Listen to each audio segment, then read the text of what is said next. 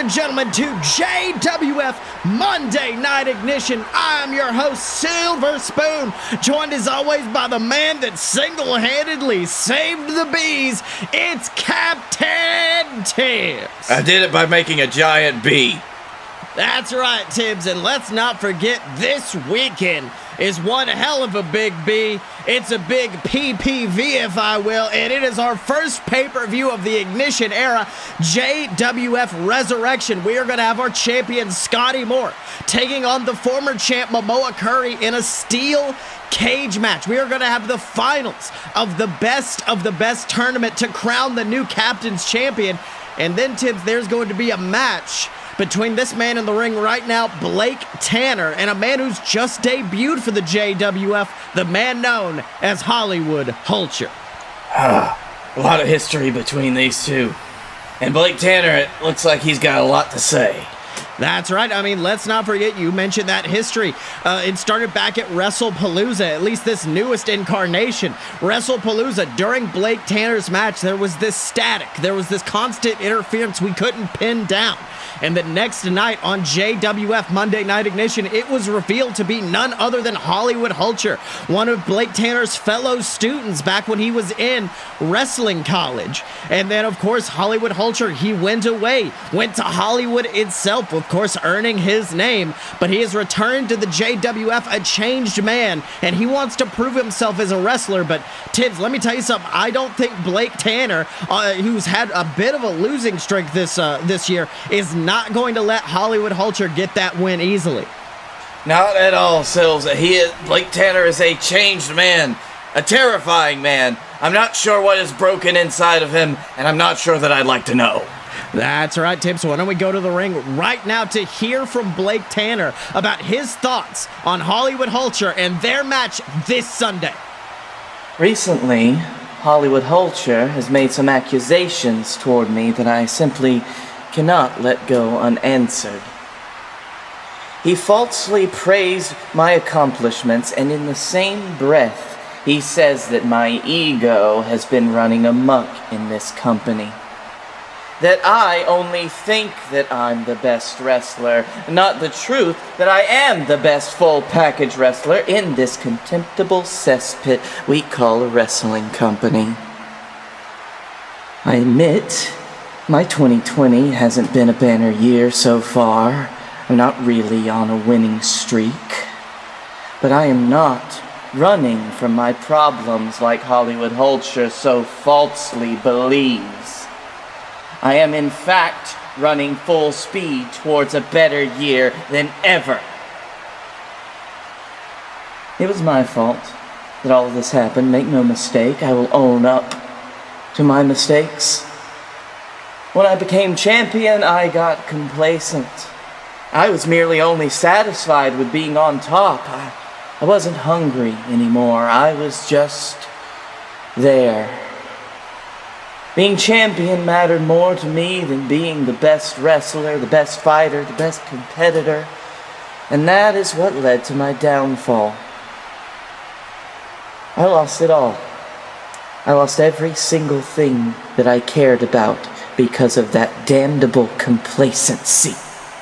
I forgot about the reason I got into this business. The feeling of fighting and finally coming out on top. The pure rush of adrenaline when you hit someone so hard you cause blood to drain down into their face and eyes, to force someone into the dirt and break them to the point that all they can do is beg and scream for mercy. I miss that so much, Hollywood Hulcher, you don't even know. Is that ego, Hulcher? Is that what you're talking about? Because if it is, then you're damn right my ego's running wild. I finally got back the fire that went out in me, and I am not about to let it go to waste again. So let's put aside all of your fiery speeches, all of your trite nonsense about fighting spirit, having a warrior's heart, and all the rest of your drivel. And let's get down to what this business means at its core. Pain, victory, and defeat. I know how much it's killing you inside that I eliminated you from the best of the best tournament. So why don't you take all of that anger, all of that hate, and turn it towards me? That's all I've wanted. All I've wanted since the day that you came back to this company and ruined my life. Now gonna got my blood boiling thinking about how I could beat you. You want to prove that you're a champion, and I want to crush you into paste. So how about this, Hollywood? We get back to basics, back to some of the first stuff that we learned in school together. This match, this Sunday, this match will be no pinfalls, no countouts, no disqualifications, no nothing will get in our way. The only way to win is through submission, through pain and your tears. I can't wait to break you. Alright, Tibbs, did that get awkward for you too? Cause we're all about that fiery spirit, but it feels like the fire is a little bit more south for Blake Tanner than the majority of our competitors. Sills, I would say the fire is very dark. It is very demonic. I'm not really. I'm gonna be honest, the kids use this phrase, it sounded like he got a little horny on Maine for this one, and I don't know. Tibbs, does it count as a pinfall, or I guess submission victory, if he murders him? Because it does sound like Blake Tanner is going to bring a katana to the match this Sunday and stab this man in the heart. Yeah, I probably don't think that'll fly, Sills. That's... maybe. I don't know. I don't think... no, we shouldn't promote... okay, well, Blake Tanner versus Hollywood Hulcher in a submission match, which, wow, that word has a whole new context given Blake's promo this Sunday. But in addition to that are going to be the finals of the best tournament, which, of course, we already know one member of that match is going to be the man known as the Dylan, the winner of Block A. And of course, later tonight, we're going to be finding out the winner of Block B, as one half of our former tag team champions, the Wild-Eyed Southern Boyz, Sam Adams, takes on the king of Flavortown himself, Guy Fieri. But Tibbs, let me tell you something. Between both of those men, I don't know how they're going to be able to hold up against a man like the Dylan, a man who is constantly evolving, constantly changing his game. I mean, we've seen this new technical side come out of him recently. I mean, I don't know if Guy Fieri or Sam Adams could stand up to it. It would really all come down to who is the more adaptable in-ring performer. The person who could really readily adapt on the fly to the Dylan's new style. And honestly, I think it might be Sam Adams. That's right, Tibbs. But for right now, why don't we go backstage to the Dylan to hear what he has to say about his two possible opponents this Sunday and his thoughts about being the possible winner of the best tournament. Let's have a listen. Hello, ladies and gentlemen. Honey Potnick, your tournament boy here, with a man looking to capture the Captain's Championship this Sunday in the finals of the best tournament, the Dylan. Now, Dylan, up next will be the finals of Block B of this illustrious tournament, as Guy Fieri takes on Sam Adams. How do you feel about your chances of facing either of those men this Sunday? You know, I always get asked about how I feel about wrestling so-and-so, or having a match with such and such here in the JWF, and I have to tell you that after a while, it doesn't really feel like I'm wrestling anyone. I mean, for the love of God, we have people like the Hammer Man, like Guy Fieri, taking part in competition in this ring. It's not really wrestling after a point. It's me as a wrestler battling a bunch of buffoons in front of an audience of idiots. Think of all the great technical wrestlers that have been in the past, the Dean Malenkos of the world, real wrestlers, classic wrestlers, technicians of this sport. I think of the people that I have to go out there and face week in and week out. It's embarrassing. So yeah, I have a match coming up, a match. So they tell me, you know what? I am going to wrestle a match because I am the last real wrestler in the JWF, and I'm going to prove it in the next match, for the match after that. For the rest of my career, I'm going to prove that I am a technical spectacle. I am the wrestler that all of the other people in that locker room should aspire to be. After I tap out the next fool that stands across from me, and the one after that, I want to make sure that everyone who stands across from me looks at me with fear in their eyes, because they know that they are just some jabroni, and I am an actual wrestler. Well, Tibbs, let me tell you something. There are fewer men in this company that I fear having in front of a microphone more than the Dylan. He's a man who always speaks the truth. And let me tell you something, I honestly believe him. When he says he's the best true wrestler this company has, I've got to agree. His technical style has been great in recent weeks. He has been a dominant captain's champion in the past, a dominant JWF champion. And that's going to prove to be a difficult person to face for either of the men in this upcoming match. I think that he's had such a road to build this new style up. And honestly, neither of these men in the ring tonight, they have never faced the Dylan with this style. They have never had to adapt to it. They've never had to work towards it. But the Dylan, he can so easily turn it on and off. He could even go back to his old style right in the middle of the damn match, and you wouldn't even know. That's right, nothing worse during a catch-as-catch-can wrestling match to be punched in the dick. And Dylan would be more than happy to bring out that old maneuver of his in the middle of a match. But for right now, Tibbs, let's head to the ring for this. The finals of Block B of the Best tournament as Guy Fieri takes on Sam Adams. And I think the smart money right now is on Sam Adams. But if you want to talk about a man who has had some fire, some ignition to really breathe himself into the finals of this tournament, it's Guy Fieri.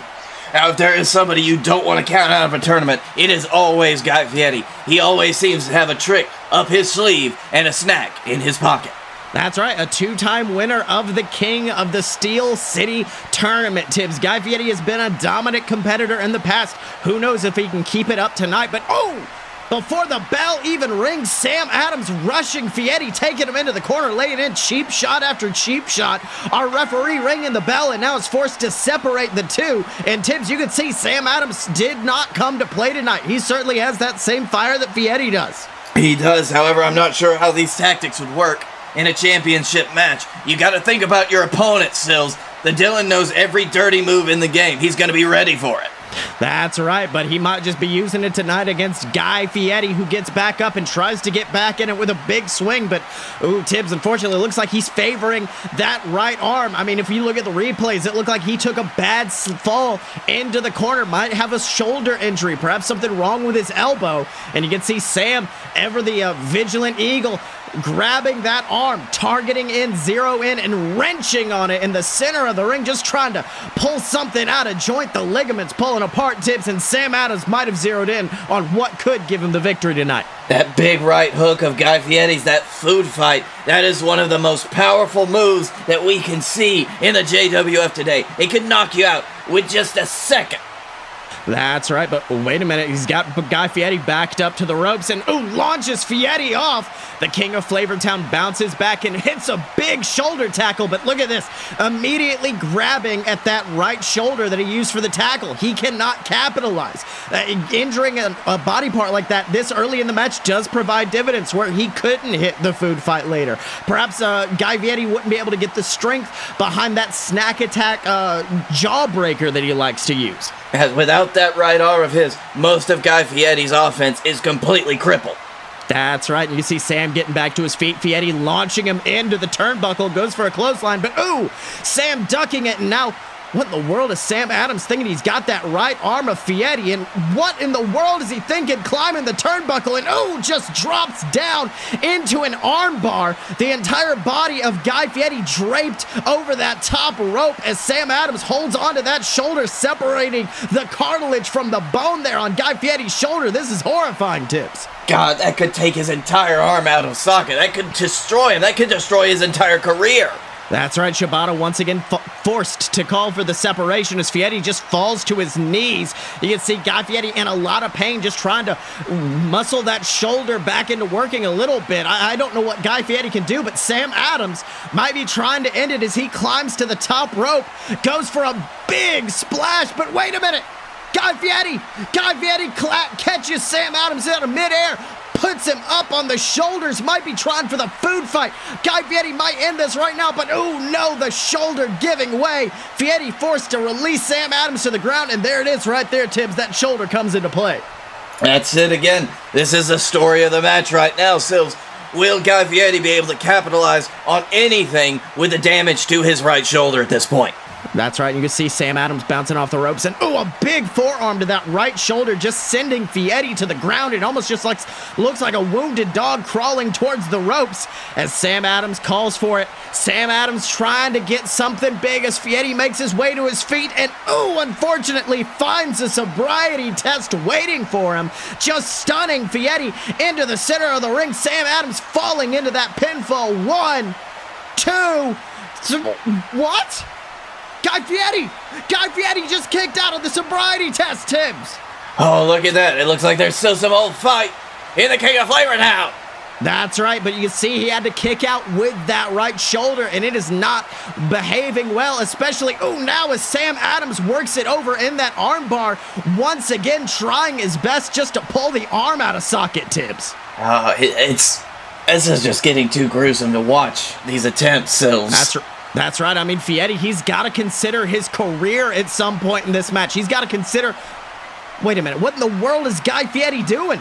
You can see Guy Fieri, he's got his feet underneath him. He's standing back up. Sam Adams struggling to hold on to that armbar. What is Guy Fieri thinking as he just, oh my God, picks up Sam Adams, power bombing him in the center of the ring. Fieri holding on for the pinfall. 1, 2.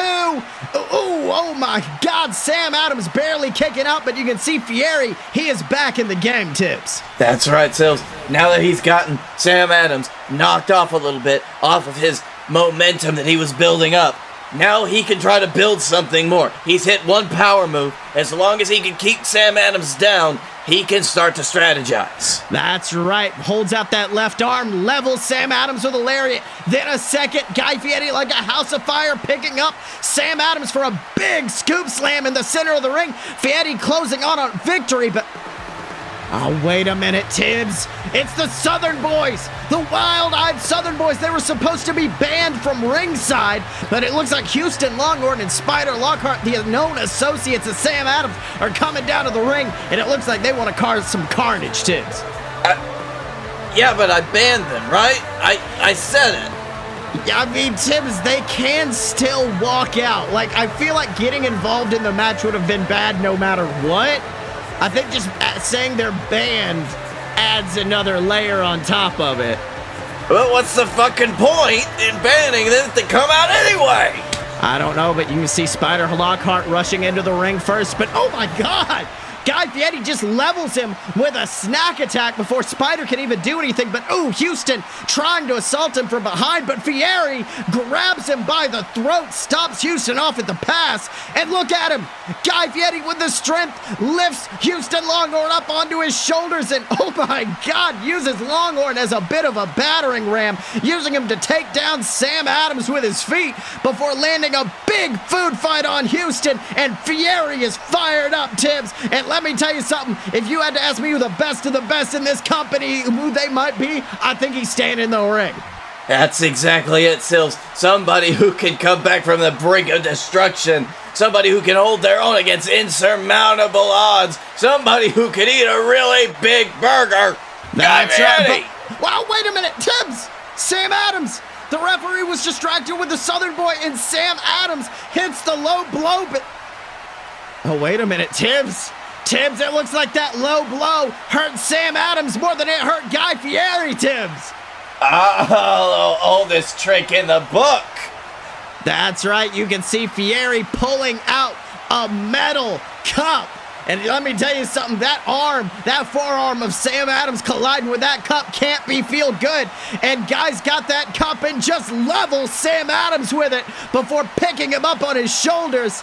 And Tibbs, he's prepped, he's ready, and he's about to bring the food fight to Sam Adams. Guy Fieri's done it. He's making his dreams come true, just falling into the pin. 1, 2, 3, And ladies and gentlemen, it looks like this Sunday at Resurrection, we now know who will be fighting in the finals of the best tournament, and it is this man, Guy Fieri, who seeks to make his dreams come true against a man who we all know is going to be bringing a fight, the man known as the Dylan. Glad to hear Guy Fieri's still keeping up the old style traditions of bringing a medal cup. That is right, Tibbs, but of course, let's not forget Sam Adams may have lost that, but he does still have a match this Sunday, a rematch against the men who took away the Wild-Eyed Southern Boyz tag titles back at WrestlePalooza. That is, of course, the men known as the War Wizards, Tibbs. And of course, we know the War Wizards, it was their first match in the JWF, that epic fatal four-way ladder match, and they managed to come out victorious at the very end. Absolutely, Sills. They really came in and made an impression, and I think they're ready to keep this train rolling. That is right, Tibbs, but the Wild-Eyed Southern Boyz are going backstage right now, and you know they cannot be happy after this loss of Sam Adams in this tournament. And so why don't we turn things backstage to one of our top interviewers who are going to be speaking with Spider Lockhart. Let's have a listen. Ladies and gentlemen, Don McDonald backstage here with the... No, fuck you. McDonald, listen right now, son. You don't get to talk. Did you see that? You see that bullshit out there? That should have been a DQ. Houston Longhorn's foot hit the face of Sam Adams. That was a DQ victory for the beer man. And the referee fucked it all up. That should have been our win, Guy Fieri. Championship gold belongs around the Wild-Eyed Southern Boyz' waist, and that damn referee took it away from us, baby. So guess what?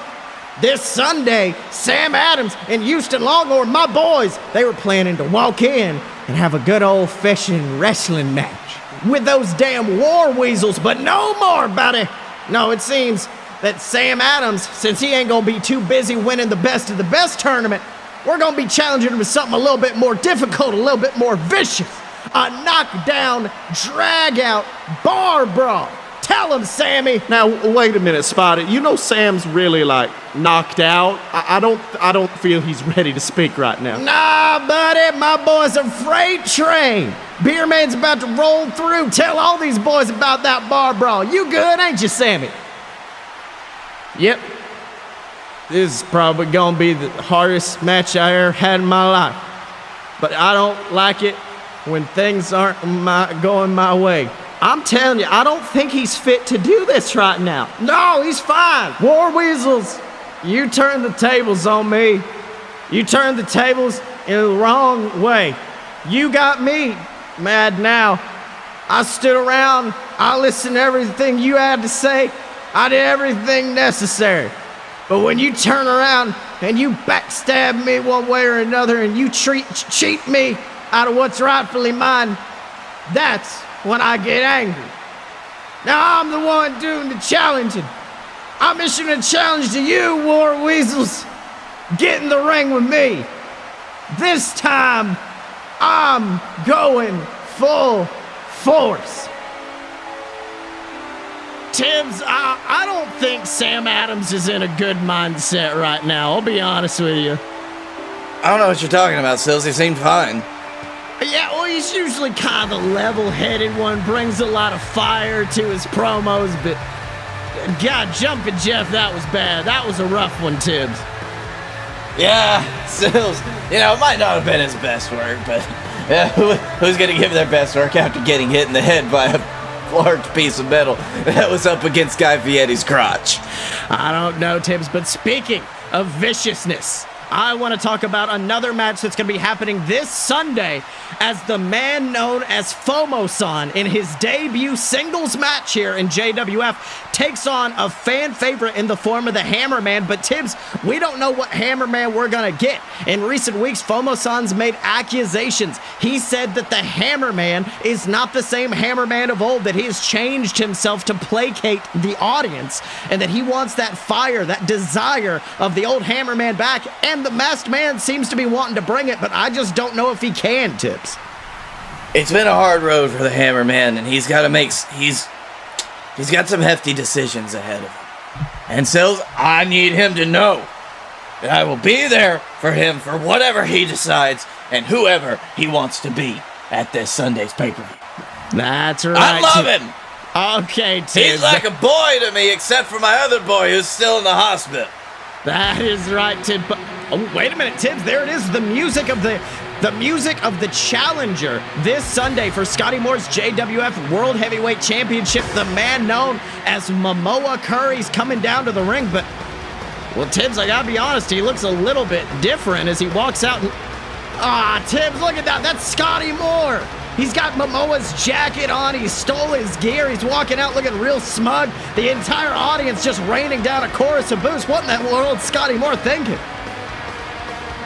Oh, yeah, you're right. That's not Mamoa Curry, huh? I thought he got shorter. Tibbs, you've known Momoa like thousands of years. Like, I feel like you should know what he looks like. I was saying he had a much better complexion tonight. All right, well, Tibbs, why don't we go down to the ring and hear what this false Momoa, Scottye Moore, has to say. Hey everybody, it's me, God of Law, God of the Sea, God of the JWF, Mamoa Curry. Oh God. I'm sorry. Did you guys see how easy that was though? How easy it was to trick all you people.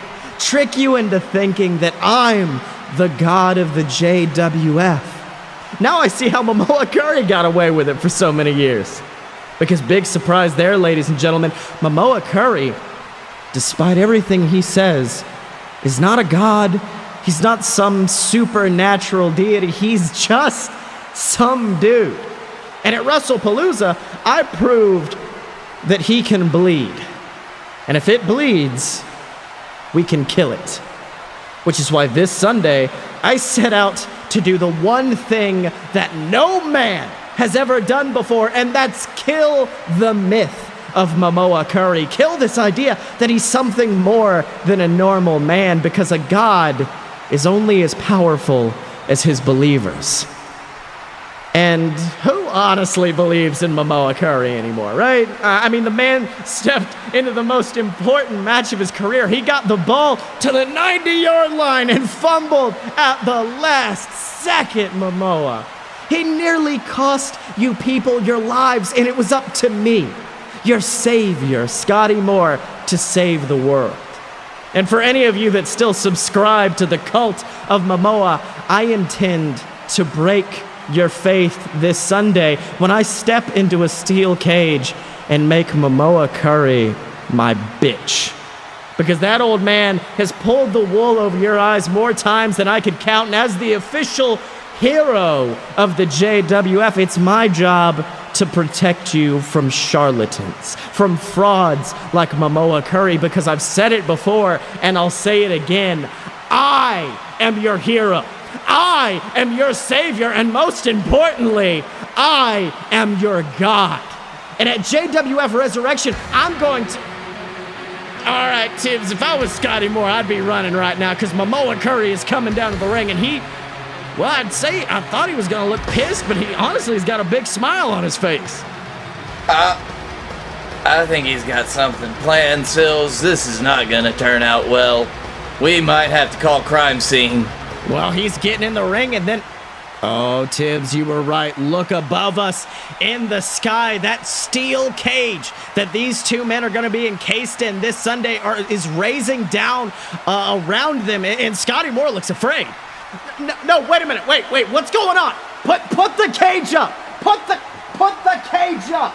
As your champion, I command you to... Oh, I'm sorry, Scottye. It's just ahead of this Sunday's match, I wanted to introduce you to my little friend here, the steel cage. You see, you seem to have some negative words for it last week, and old Cagey, she really didn't like that, so I just wanted to get you two acquainted.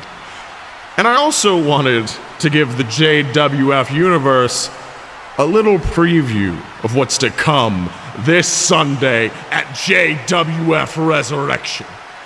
Oh my God, Tibbs, Momoa just grabbing Scottye by the neck, sending him careening into that steel, and then rushing him to the other side of the ring, crashing him into that steel cage over there as well. Look, Scottye Moore's already busted open. He's bleeding like a stuck pig. I knew I should have the cage button right here. Do you want to press it, Sills? You want to let the cage up or keep it down? I think we're going to keep it down because Mamoa Curry seems to be seeking up something, but oh, wait a minute, look at Scottye Moore, almost like a scared dog rushing towards the cage, trying to climb out, but oh my God, Mamoa Curry jumping off the cage, cracking Scottye in the jaw with that big Momoan punch. You can see Scottye Moore falling nearly 10 feet to the ground off the cage. And Tibbs, let me tell you something, if Mamoa can pull something like that off this Sunday, we may have a brand new JWF champion at the end of the resurrection, Tibbs. Did you see that, Sills? He looked like a fucking Terminator. That's right, and Mamoa, you can see him walk over that championship that he held for over a year. And he is holding it high to the crowd going crazy because, Tibbs, this Sunday we may have a new champion, and it might just be the God of the Sea, the God of Law, the God of the JWF, Mamoa Curry. And Tibbs, let me tell you something, I know I might be biased, but that belt around that man's waist, it just makes sense. And I'd love to see it, Sills, and I hope we see it on Sunday. That's right, and in addition to that match, we're going to have the finals of the best tournament as the Dylan takes on Guy Fieri. We're going to have that epic bar brawl against the Wild-Eyed Southern Boyz as they take on the War Wizards. We're going to see Fomo-san versus Hammerman, and we're going to have the submission, unfortunately named, match between Blake Tanner and Hollywood Hulcher. And Tibbs, usually in a submission match, one man has an advantage. One man is more of a master of submissions, but both of these men are going into it with big moves. Hollywood Hulcher, known for the Walls of Hulcher, that big back-breaking move, and then Blake Tanner is known for the Blake Panther submission, just wrenching on your neck, nearly tearing it off. I'll be honest, I don't have a favorite for this. Kinda excited for it, Sills. That's right, and that's all going to be on JWF Resurrection, coming at you live this Sunday on the Fight Boys YouTube channel. Make sure to tune in. Come on the show around 7 and watch it live with us. We will be there in the chat, chatting along with you. But of course, until then, ladies and gentlemen, remember to support the show on Patreon. Patreon.com/AloadofBS is the website where you can donate. You get access to exclusive content from the Fight Boys. And of course, you could possibly become a character on our developmental territory known as JXT. If you ever wanted a shot in the wrestling business, we could bring you into JXT, Tibbs. And you know what, Sills? The more of a shot you give us, the more of a shot we'll give you. Let's just say that. That is right, Tibbs. And then, of course, remember to support your favorite JWF superstars by buying their official merch at merch.aloadofpurebs.com. Click in the Fight Boys section. Click on JWF. We got shirts for all your favorites, from the Hammerman to even a Captain Tibbs poster you can put on your wall. But until this Sunday, until Resurrection, he's been Captain Tibbs. I've been Silver Spoon. This has been JWF Monday Night Ignition, and we will see you next time.